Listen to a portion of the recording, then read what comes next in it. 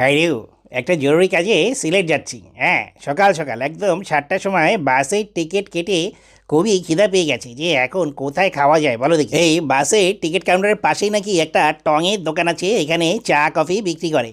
তো আমি চা বনরুটি এগুলো খাওয়ার জন্য এই টঙের দোকানেই চলে আসলাম। টঙের দোকানটা একদম খারাপ না, মোটামুটি ছিমছাম গুছানো।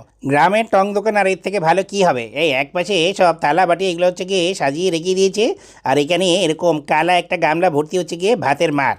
আর আছে এখানে হচ্ছে কি জানি একটা ভাজা, আর হচ্ছে গিয়ে এরকম পেঁয়াজও। আর আছে এরকম বনরুটি। হ্যাঁ, দেখতেই তো পাচ্ছ।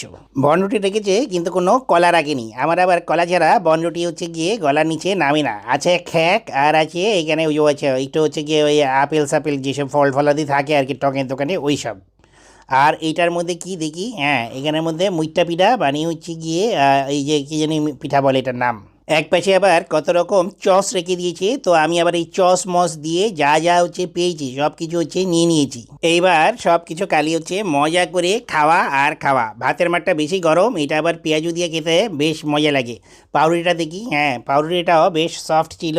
আর এটার সাথে যে গজা দিয়েছে সেটাও খাইতে মজা। মজার ব্যাপার হচ্ছে এখানে আমার 1 টাকাও লাগেনি। কোন বড় ভাই জানি আমার বিলটা দিয়ে দিবে, একটা কার্ড আছে দেখে।